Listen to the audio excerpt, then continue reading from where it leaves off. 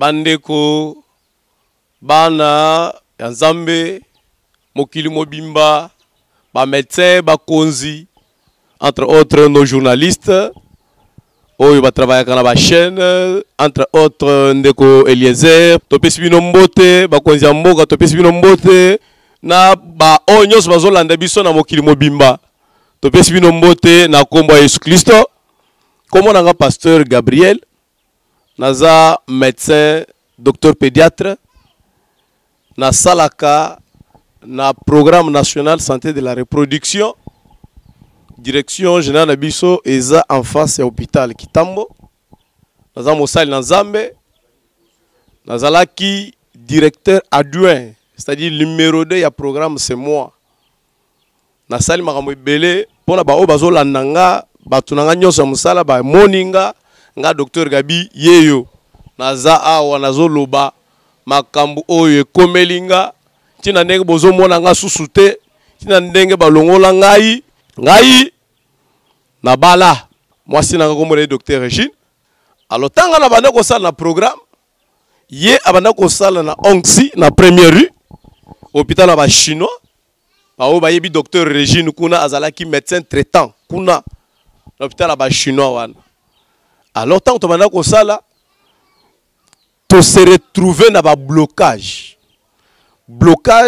matériel boko bombisa mbongo mais maladie ekoki koya soki maladie eye bobandi ko gaspiller soki mbongo wana esili bo defina ya kodefa bokoti banyongo bobandi siko kozongisa soki bozongisi bosisi banyongo wana liga mususu se poser ça dit totikali na vie wana ba difficulté entre autres ngamoko nazobela et ko salema que na possibilité ya kofuta ndako to bandaki kofutela ezalaki sute to defi mkolo lopango mbongo to bandi kozongisele mbongo wana ya intérêt moyen kutu ya kozongisele susu ezalaki te akati garantie na biso na mbongo ya intérêt suka yeko mona ke tango akati na ba intérêt to kofuta ete to kofuta te asengele biso préavis l'état aye abimisi biso na ndako tango tobimi to se retrouver na ngomba ya badara pona ba oyo bayebi ngomba ya badara kuna na ntsele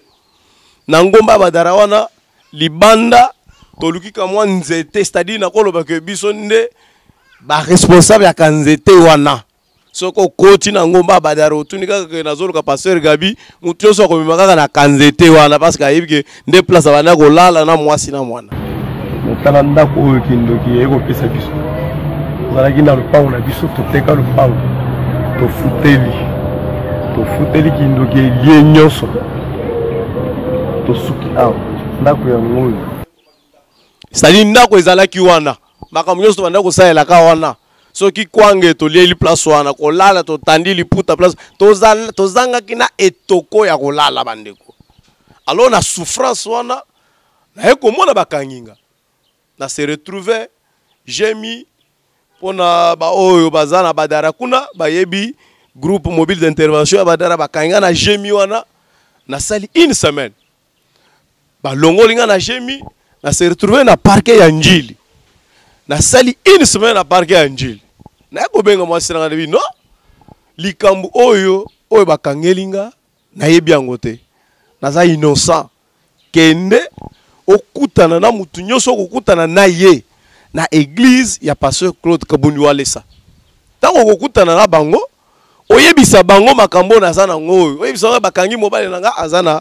parquet ya Njili et puis soki possibilité kokozala ba pesanga ta $500 na kofuta ba liberenga mwasi nanga ye tango komaki na église akutana kina basai na Nzambe takutana kina bango ba sambeli pona ye ba yebisa ke tozana mbongo ya kopesa yo te soki topesi yo pe mbongo bakolia yango bakolibere yete mais tozo pesa yo Nzambe ya Walesa okende na ye akobima kofuta ta 50 francs te ba yebiseka que to sambeleli yo to buki ba porte nyonso ya prison kende na parquet oyebiseka to tinjo na Nzambe ya Walesa bazo libérer moi si aye c'est un certain mardi tant to telemina ye na porte tozo solola yebiseka que ba yebisinga bazana mbongo te ba pesinga ta 50 francs te ba yebisinga to pesio Nzambe ya Walesa ako libérer ye. Tango tozo solola na ye, lokolo tozalaki déjà pourquoi ba kotisi prisonnière mususu ya mwasi na zemi. Alors ba yeko benga na mwasi na porte na yebise kende na ndaku ngai natikala kofanda lokolo balobi nzambe awalesa ako liberenga na ndimi. Yo kende na ndaku. Na moment wana ba kotisi prisonnière moko ya mwasi.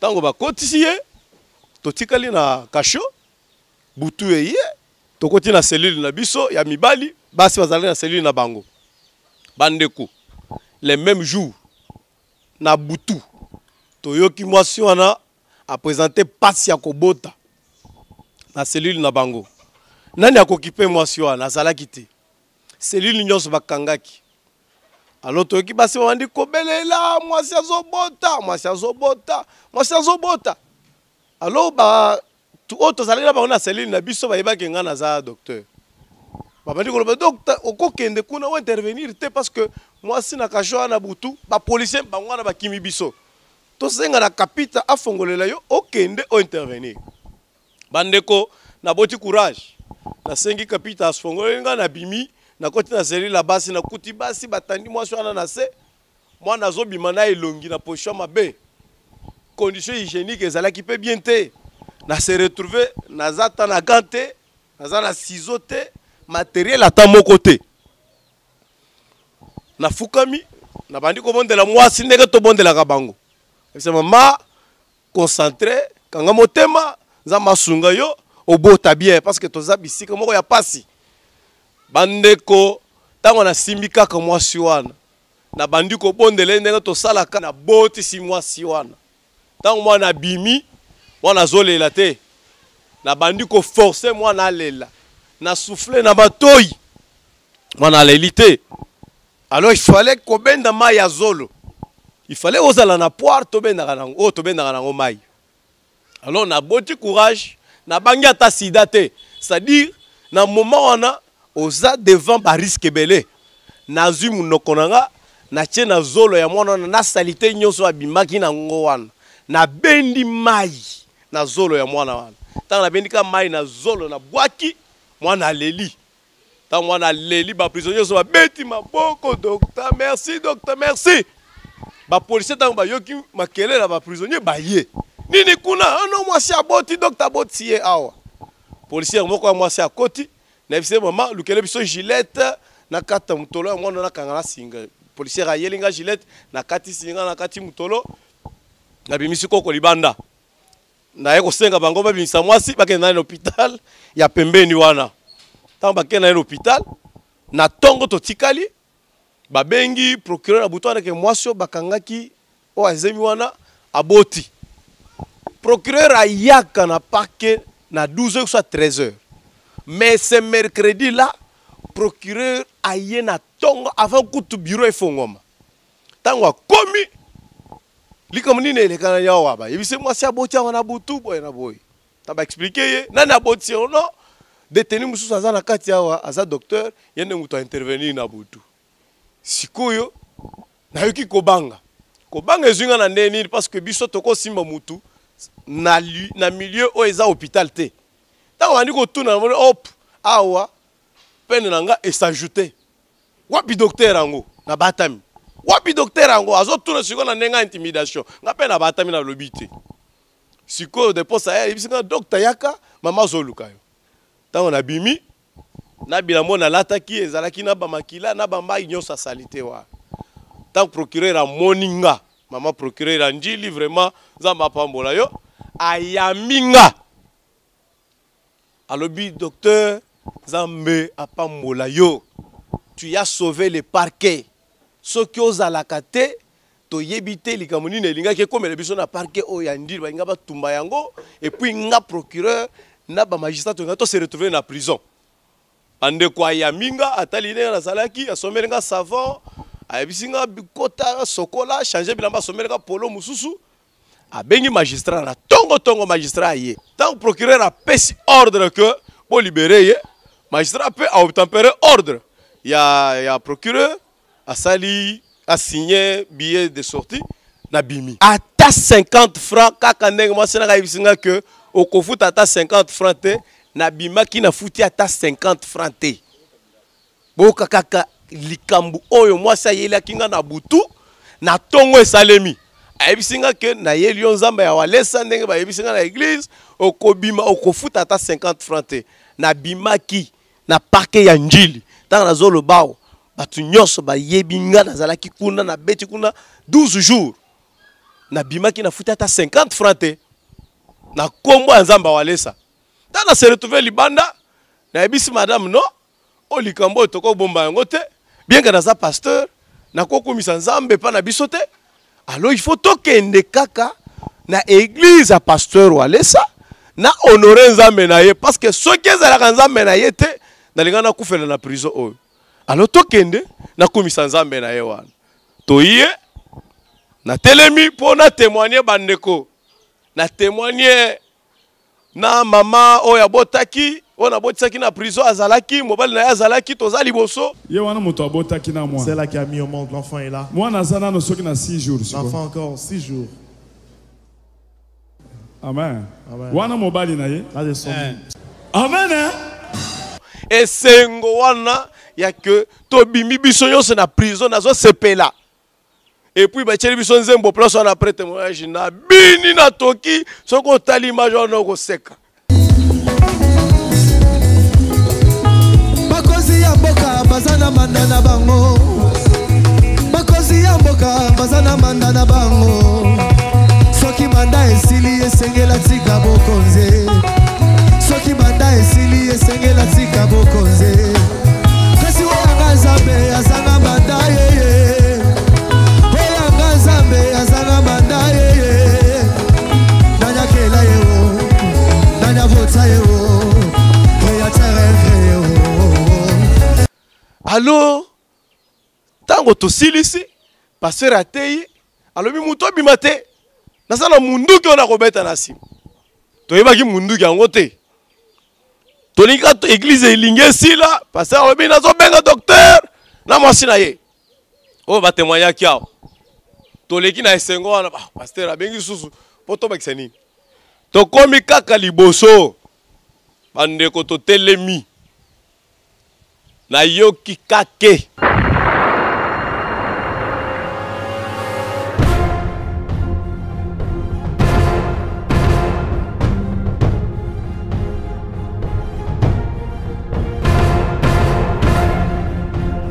Ça va tozobenga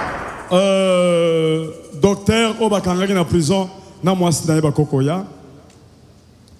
Docteur ozaki na prison mwasi na zawapi akokoya.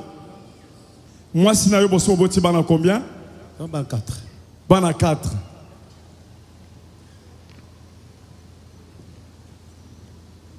Merci. Awa, toza na centre de réveil spirituel. Awa, toza na bamakambo, nzambe azola ki sapa azosa. Toza église de réveil, oyo ezali kandenge ba église ezala ki kala. Kandenge yo lobi na centre de réveil spirituel. Donc, kokanga, oba kanga kiyo, ezako kanga moko ya kindoki. Est-ce que vous avez Batiaki na prison à kindoki pour kufa na kindoki. Donc tango to moi sinon ayaki to bondele pona ye to kanga ki makamususu. To ngaki to yebisa yote. Ozomona donc yoko na lobaki ka osepela pour ko kanga ba kanga ki ezaki ya kindoki. Bref, moi sinon ndengo moni wana azana kindoki. Ye moto akanga kyo atio na prison pour okufela na prison. Ye azalaki prêt à kende abima kende soki wapi mais tango aye to kange kindoki na ye atubeli alobi makambo nyonso kenga mutu na kange eza makambo ebele alobi ya bomwana makambo ebele nde yo kotaki na prison po yo kufa kopike Christ.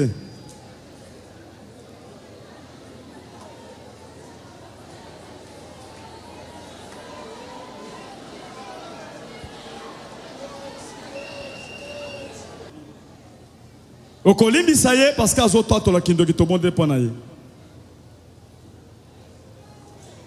Eza makambo kindoki asali kindumba te. Mungana yebiso pona yebi oza serviteur de Dieu. Na boyi na tika bokende baya ko bomayo ngana loba oh nalingaki na yebisa ye na kozwa charge wa. Jambis. Odama bisamba. Lobini lobana mfana.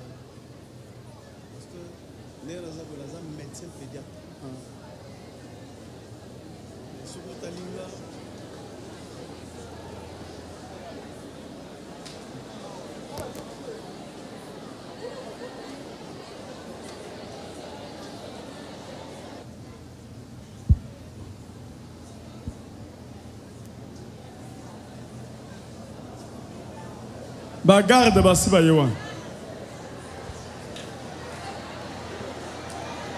Papa, pasteur Azar troublé. Pasteur Oshitete.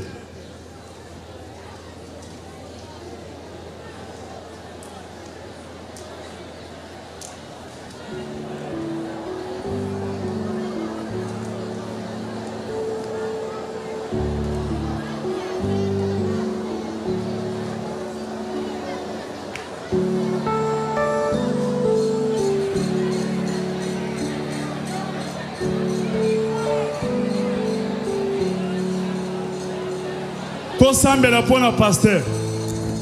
Tosambela pona ye Nzambe vraiment fortifié. Au nom de Jésus tosambela. Eza kumunene mwasi boboti ne bana 4. Oyoko yoka subitement ki azana kindoki. Et akanga ki achakyo na prison. Vina yoko beba. Pasteur azoloba nini. Eza théâtre we eza solo. Et pas wale sa makambo eza neti théâtre. Mais ça m'a comme solo. Tout ça, mais la pas pasteur.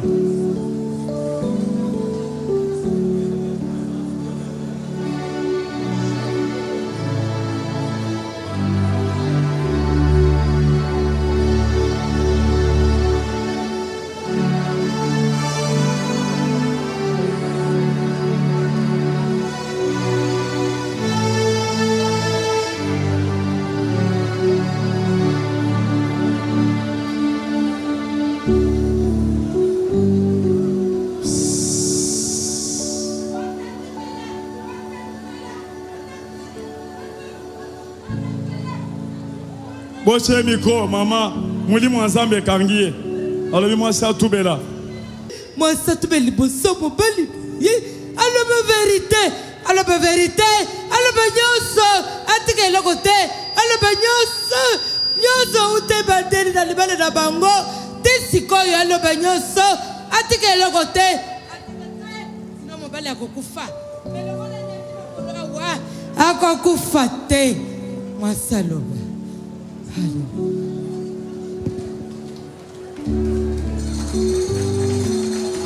Esprit ensemble lobi na kati église. Moi si atubela makambo nyonso mobali alimbisa ye.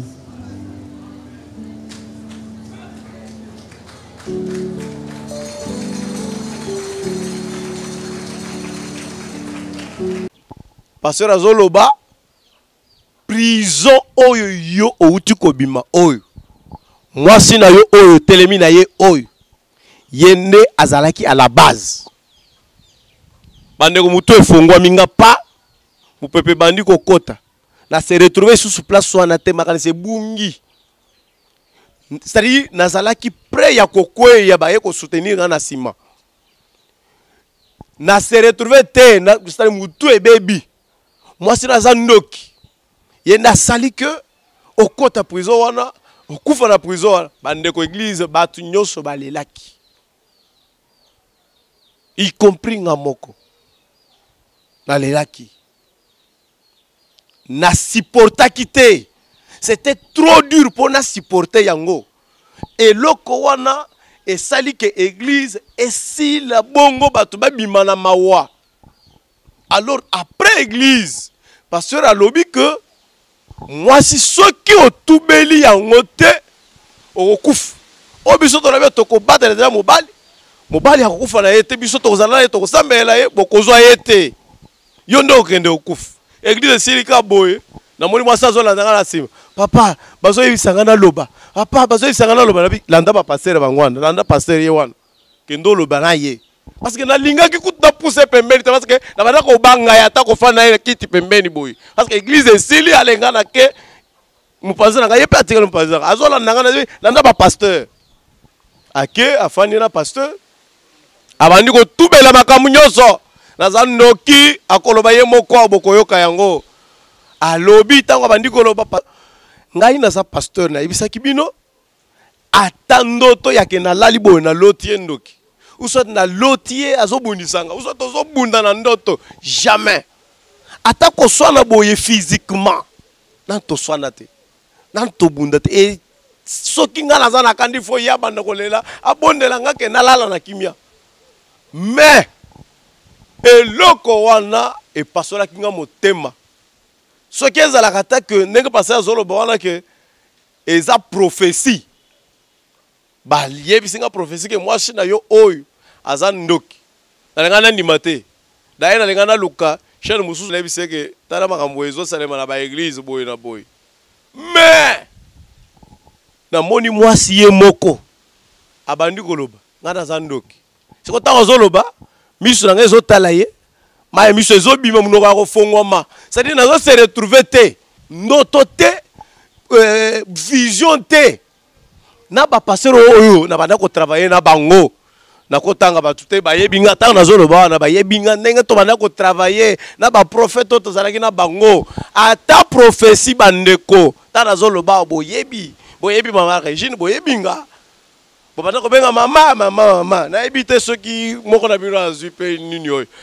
boya consultation boyao alors tina nde makambo wana ebanda kosala mama mai bozomela fufu bozolia ata na absence na ngai ata prophétie nayoka yango te bandeko mais ntango naye koyoka na monoko ya madame ye moko azoloba ke bazoyebisaka naloba makambo nyonso alobi nyonso kindoki prison aye kodéclare que ntango nakotaki na prison wana ezalaki mpo nakufa parce que barecherche nga dans tous les sens bazwi nga te alors c'était le moyen oyo baponaki que nakoma na prison wana nakende kokufa alors nako kozwa tante il fallait nabenga ye boyoka ye bino moko akoyebisa bino nyonso basalaki ndenge ebandaki ndenge tozalaki na ye o tofandaki na ye tozolanda mbetu moko tozokende église tozosambela kutu na ngomba wana ntango tozolanda na sanzete wana ngai nafukami aye afukami awo des fois nabenge mama tosimbana na maboko tobelela nzambe nzambe asunga biso nzambe alongola biso na passion tosimba ye na maboko ntango tozosimba na maboko tozolela wana nayebi te ntango nazalaki miso ya kokanga oyo ya banda koloba nazobenga yaya nanu aya ayebisa bino ndenge makambo ebandaki mais ntango azoloba aza lisusu Regine oyo wana te aza oyo wana te achangea déjà d'ailleurs ensuite délivrance ntango azoloba awa aza lisusu ndoki te omoni nde nasimbi ye d'ailleurs kutu ntango tozalaka wana kosimba lisusu boye ezalaki te ezalaki kaka papa pasteur et consort mais tozongi sikoyo ya sika parce que namoni a changé vraiment aza lisusu mama ndoki te amen kombo na nga docteur Regine nazalaki ndoki donc kokoma kaka na koma na mokili naza bebe babebisinga bapesinga kindoki nakolika ndenge wana tina age naza nango oyo donc ndenge ye azopesa témoignage ya prison eza ke ye asali mikolo mike na prison me nga nasali 34 ans depuis nga nakomaka na mokili ti lelo azalaka na monde mabe yango nazosepela ata naza médecin me nazotala titre na nga te peut-être yo oza wana oza na monde wana ozoyoka soni ya koya boye kotelema koloba me talaka niveau na nga na musala na banda kosala na bakalite na nga na bwaki yango na telemi mpo na exposer vie na nga parce que c'est sérieux, c'est la vie ou la mort. Alors il faut aimer la vie surtout la vie éternelle. Donc de ma naissance jusqu'à mon arrivée sur la terre, c'est à ce moment qu'on m'a ensorcelé, on m'a donné la sorcellerie, j'étais encore bébé. Et en grandissant, je pense à l'âge de 5 ans, ma mère me dira que tu vas m'offrir, me sacrifier 5 maris et 5 enfants. Bon, j'étais encore enfant, j'ai grandi. En grandissant, je me suis mariée. Lorsque je me suis mariée, avec cette idée en tête, j'ai fait le fils que 6 mois et le mari est mort. Il a fait un accident. Je lui ai sacrifié. On a un témoignage na télévision papa nangai. Mwana nangai akenda kusomba mapa, aye abanda ko soigner voisin. Akie ko pesa ye tonga tongo, aye komona na télévision témoignage ezoleka. Vraiment aye ko benga biso azobelela. Boya mbangu boya kotala boya mbangu boya kotala. Toke kotala boye papa tozo ki somo.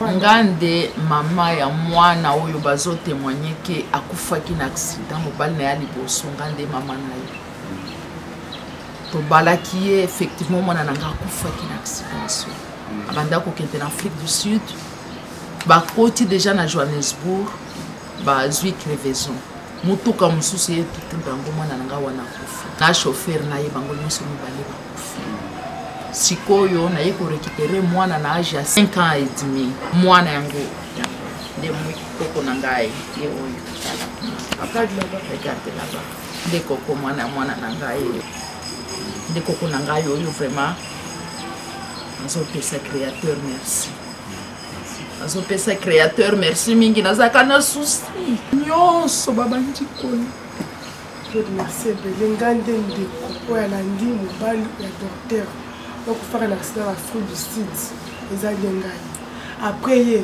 ngai donc Dieu merci parce que Dieu nous a révélé au tu va quitter la famille la confusion il est au raté la famille je vois non pas ça donc que nous de mon temps abomisier sur le temps de mon temps abomisier qui est car moi soit balaka donc pour te moi nango moi nango te vu pas même 3 mois pas même 3 mois.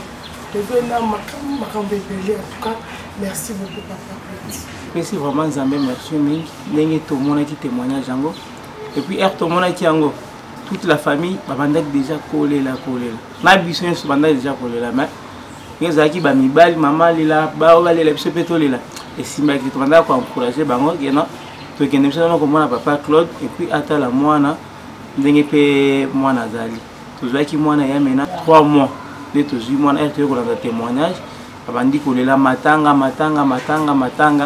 et puis si bango kaka balela te le passé c'est passé tout le monde a papa Claude et puis amot atala mwana eta nini mwana zana ba bonde la pona biso bonde la pena mwana makamwana vraiment ici la bakata vraiment balia n'est pas papa Claude. Il a fait un accident et il est mort. Après 2 ans, j'ai rencontré mon mari en question, nous nous sommes mariés. Quelques jours seulement après, elle revient encore. Là, c'est ma maman. Tu connais notre causerie, alors c'est le moment, tu vas encore m'offrir l'autre. J'ai dit non, là, ça ne va pas. Laisse-moi aussi vivre. Hein?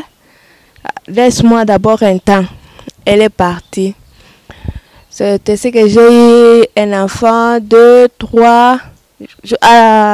Quand j'ai eu le 3e enfant, elle est encore revenue. Je t'ai donné le temps. Tu as eu les enfants avec le mari, mais tu dois maintenant m'offrir. Et d'ailleurs, tout ce que toi tu me demandes, là, je ne parviens pas. Ce qui est possible, il n'y a pas moyen. Tu ne le vois pas. Alors, laisse-moi aussi vivre un peu. Non, c'est la seule condition. Si tu fais ça, ça ne va pas tenir. Tu es obligé de m'offrir. Là, j'ai dit, moi, je ne saurais pas. Là, j'ai dit, non, moi, je vais t'aider. Amène seulement le petit que tu as là. Je vais t'aider. Bon, je suis partie. Comme je vais rendre visite à ma mère, je suis partie avec l'enfant. Arrivée là, la maman a accompli la mission. Elle a ensorcelé l'enfant. Alors vous partez à 2. Vous vous associez. Maintenant, ça sera des forces. Comme c'est son sang, on l'aura facilement. Nous sommes partis. Et moi et l'enfant, on ne parvenait pas toujours. Si tu arrives là où il est, tu ne le vois pas. Soit tu vois la colonne du feu, soit tu vois son père, il est déjà mort. Il va vous suivre, il va vous poursuivre avec le fouet. Vous partez, il n'y a pas moyen. Si on fait des rapports, non, il faut toujours chercher par tous les moyens. Tous ces gens-là, ils vont se fatiguer. Nous, on l'aura toujours. Ça va. Je suis tombée enceinte. En étant enceinte, elle vient, non, comme nous avons raté le papa. Dis-moi, tu vas m'offrir le bébé qui est encore dans les ventres. Je dis, ok. Attends alors le moment de l'accouchement. Comme on avait déjà planifié sur la table gynécologique, là, c'est là où devrait se passer l'opération. Arrivé à l'accouchement avec les douleurs et tout, comme nous sommes des médecins, on contrôle la dilatation à la maison, tout ça. Si tu es prête, là, tu t'amènes à l'hôpital.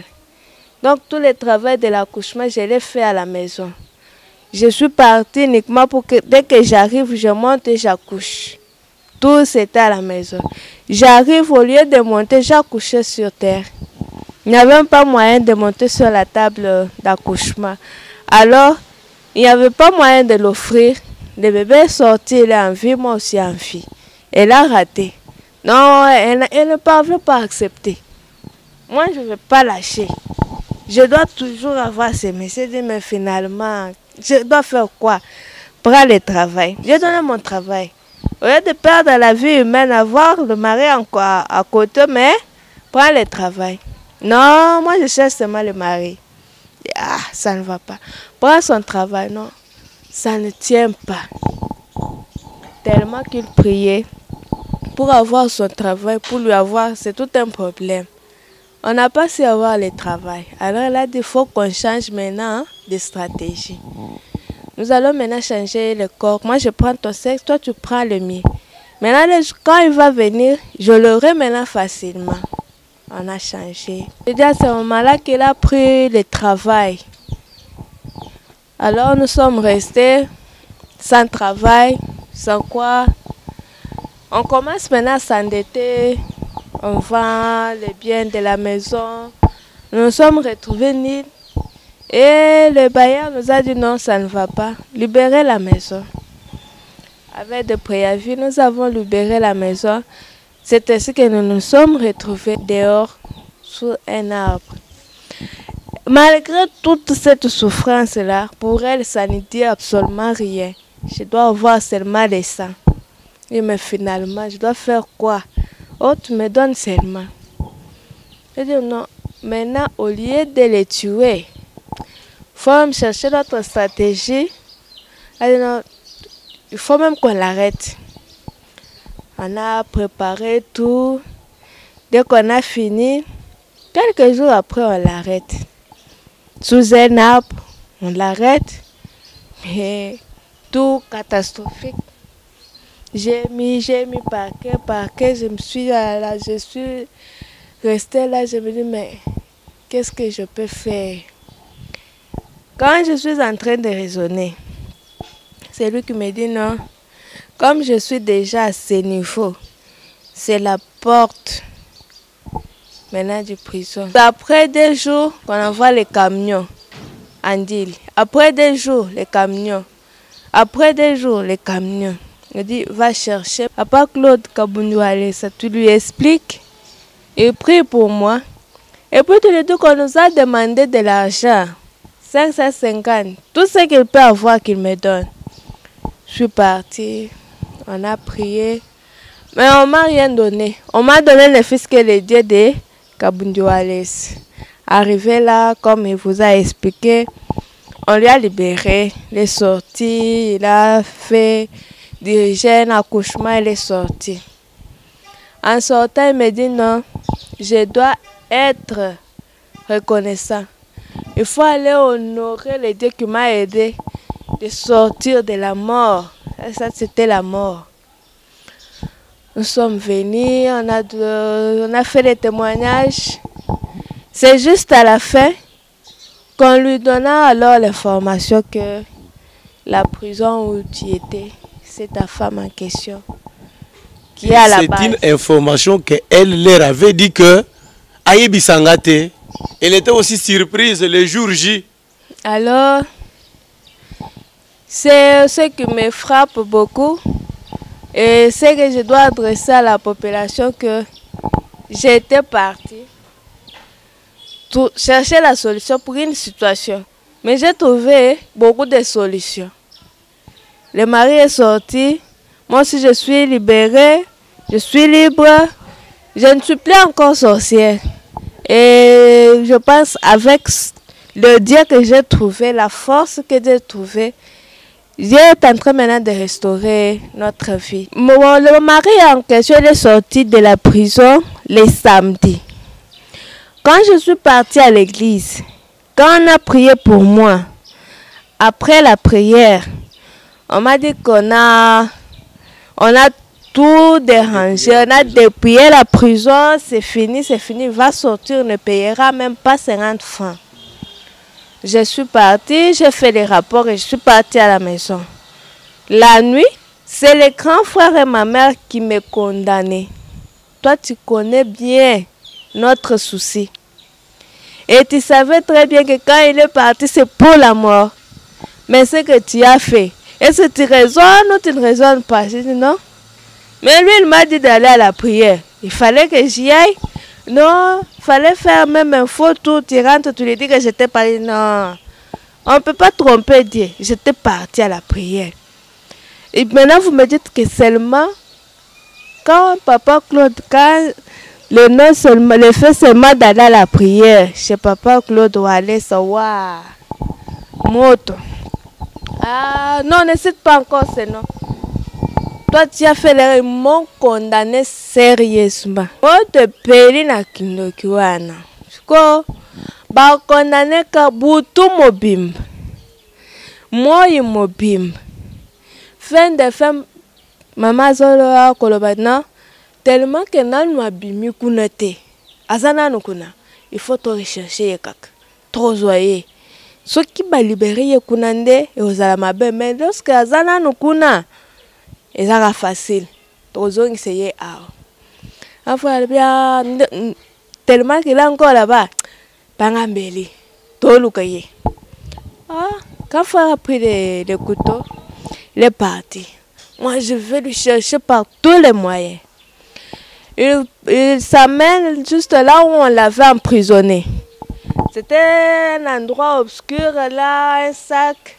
Il va pour empoignarder les sacs déchirés, entrer chercher. Quand il fait seulement un coup de couteau, directement l'autre couteau est venu dans le sens contraire. Il lui a coupé la tête. Et il est tombé là. On a commencé à pleurer. Juste on me passait non, ça va passer, c'est rien comme...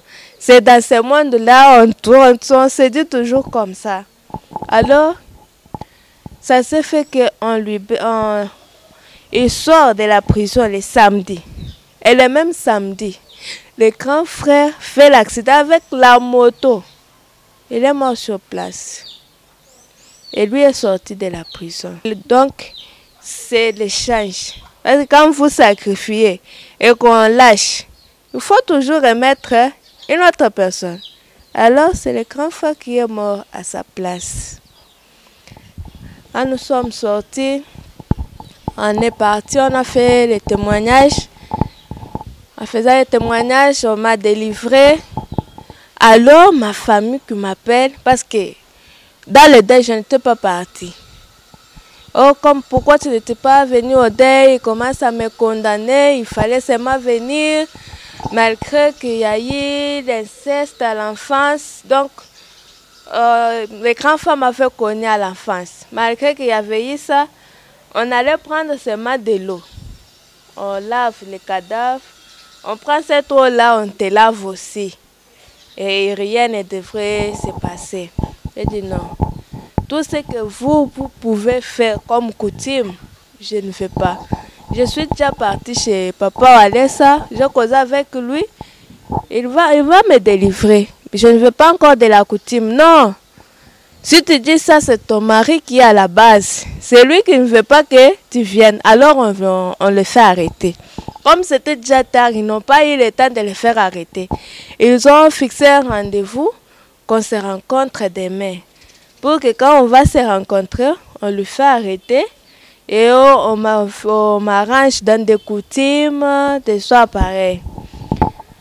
Les jours suivants, moi j'ai dit non, je ne pars pas là-bas. Je suis partie à l'église. Arrivé à l'église, j'ai appelé mes parents. Je suis à l'église. Si vous voulez, venez, on se voit, on cause. Bon, eux aussi ne savaient pas que c'était quoi. Ils sont venus là. Arrivé là, j'ai dit, maman, tu connais que tout ce qui est en train de se passer, c'est toi qui es à la base. C'est toi qui m'as donné la sorcellerie. C'est toi qui es en train de détruire ma vie. Papa, si tu ne savais pas, à partir d'aujourd'hui, sache que maman ici. Ah, papa dit non, jamais. Je ne peux pas accepter. Comme lui. Ah, jamais, je ne peux pas accepter. Ma femme n'est pas sorcière. C'était une grande discussion là, avec les serviteurs de Dieu, avec moi, avec papa. Et maman en question, elle plairait. Mais non, c'est toi qui es à la base de ma souffrance. Je ne veux pas encore, je suis à l'église. Que l'église me délivre. Si toi tu ne veux pas, c'est ton problème. Le temps est là. Peut-être c'était qui a fait que tu viennes aussi ici pour avoir la délivrance de toute la famille. Non. Alors, ils ont discuté jusqu'à avoir la conclusion qu'ils prennent de l'eau. Les serviteurs voulaient payer de l'eau. Papa dit non, moi-même je sors l'argent, je paye. Ils ont payé de l'eau. On a prié pour de l'eau. Papa dit au lieu, avant que ta mère boive cette eau, je commence. Papa a bu. Maman a bu et ils sont partis. Ils ont dit que comme toi, tu as déjà cru dans cette église, toi reste, on va te délivrer. Mais nous, nous partons dans notre église. Nous aussi, nous prions. Comment aussi nous dire à l'église que ta maman est sorcière. Papa n'a pas cru. Ils sont partis. Les jours même qu'ils sont partis, les lendemains, maman est devenue aveugle. Les yeux ont gonflé. Tout ça, ça ne dit rien à papa. Oh, ta maman a les soucis de ton grand frère. C'est pourquoi elle est tombée malade. Le deuxième jour, la bouche a gonflé. La maman ne parle pas. Non, c'est toujours les soucis du grand frère. Alors, il faut qu'on aille à l'hôpital. Moi, je pensais que je devrais partir à l'hôpital et me donner aussi les diagnostics qu'on a donnés à l'hôpital. Le soir, j'appelle, non, nous ne sommes pas partis à l'hôpital. Je trouve que c'est un problème familial. Il faut qu'on arrange ça dans la famille, dans les coutumes. J'ai dit non. Toi, tu as bu de l'eau, maman aussi a bu. Qu'est-ce qui peut se faire que chez toi, il n'y a pas de réaction? Mais chez la maman, la situation ne fait que s'aggraver. Revenez à l'église, c'est le moment. Qu'elle ait aussi la délivrance, jamais. C'est le souci de son fils.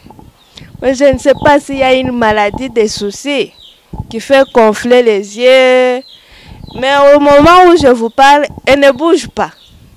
Il y a le sang qui sort dans les oreilles et fait les besoins sur place. Depuis qu'elle a bu de l'eau, le souci ne fait que s'aggraver. Je demande à la population, il y en a beaucoup. Parmi les médecins, il y a le médecin qui opère avec la radio. Là, tu as dans des salles top. Parmi les stagiaires, on te donne seulement la radio. Toi, ton travail, c'est de garder la radio. Que la musique ne s'arrête pas. Toi, tu es là, ne fais que pour ça, mais lui, il opère. Dès qu'il finit, on arrête la musique. Il y en a beaucoup. Alors, chercher la vie éternelle. Je sais que dans toutes les fonctions, les gens de cette catégorie, il y en a. Quel que soit les genres, la politique, la médecine, le maître, l'avocat, le magistrat, voire même dans des églises. Moi aussi, j'étais dans l'église. Même dans des églises, il y en a. Alors, je fais appel que Dieu vous donne ce cœur-là. Donc, un cœur flagelle qui peut accepter de dévoiler. Parce que eloko ezalaka pasi eza koya koloba ke ngayo naza boye ezalaka pasi mpona koloba fo okutana na mutu oyo azo surpasse yo soki okutani na ye donc esprit na ye ebeti ya yo wana nde okoloba sino bakopesa motema moko ya mabanga ozaka koyebi likambo ngai nayebi te oyebi likambo ngai nayebi te ka boye me ozwa motema wana ya kofongola motema ozwa délivrance totika mboko evolue avant eloko ezobebisa mboko eza kindoki eza magie eza science occulte me na kati ya biloko wana ezaka pasi na pasi oko ozwi délivrance okomene vi na yo normalement tala kaka naza médecin me soki otali vi nazomene okoregrete yango nde ezopesi ngai na kanda ke naloba ngo bongo eza déjà délivré eza lisusu na monde wana te ndeko boyoki bino moko ndenge awuti koloba ke mpo otatola kindoki fo okutana na mutu oyo aleki yo na makasi seke ndenge tozalaki na ye na ndako wana ngai nayebaki ke naza pasteur puissant nazote bayebi nga bien ke oyo pasteur puissant me ndenge tozalaki na mwasi na ndako ye amonaki nga zero bola oyoki ngai nakoloba ke eza nga moko te se tozalaki clique ya bapasteur cortège ekiri bacamarade nyonso bapasteur so boyebi makambo oyo boyebi ke pasteur Gabi na mama Regine boyebi mama Regine omoni ke makambo nyonso wana tina ndenge bandaki koleka tina ndenge bandaki kosalema nani amonaki nani ayebaki sazalaki likolo siko aye kokutana na mutu oyo aleki biso alo tondimaka mpe bato pasteur tondimaka mpe bato prophète tondimaka mpe bato nazoloba boye bakonzi ya mboka botala biso likambo oyo naza pasteur ndenge nazoloba boye na s'adresse na bakamarade bapasteur bino bato bolobaka parce que nayebi ndenge tofandaka na bino makambo oyo bolobaka oyo tolobaka ntango nazoloba wana bozomona nga bien yango naye mpo nayebisa bino ke oyo eza oyo bolobaka wana te et puis bozokontinue na kobenga nga likambo ezoleka ndenge ezoleka boye bino bozobenga ngai bozokondane kaka me ntango tozalaki na bino likambo boyebaki yango alors nazoloba konzi ya mboka botala biso likambo oyo eza likambo moko oyo ya pete te soki ke nakufaka bino bolingaki bosala nini wana eza motuna de deux na makita nyonso bozosala wana ntango nazalaki na prison soki esalemaka ke bosali likita boye koboma mosali ya nzambe oyo adelivre nga lelo adelivre mwasi yanga lelo soki ke bosali likita na bino wana bobomi ye nga nalinga nazala wapi alo bakonzi ya mboka botala likambo oyo bopoursuivre bapasteur oyo so bokebi te na kotanga bino nga naza clair parce que ndenge na tele boye naza prêt ya kotanga oyo nyonso abengi nga lelo botika makita oyo bozosala mpona mosali ya nzambe oyo parce que nga moko naye komona na misu na nga que il est en train de conquérir pour défendre le ministère, le gouvernement céleste. Azala kati ya kokanga bandoki oyo bazoloka mboka oyo o bazosala ke mboka ekende liboso te. Ozoyebisa tubanyoka nyonso ya famille ezosika onaga bakisi nyonso ya bapaster ezosika onaga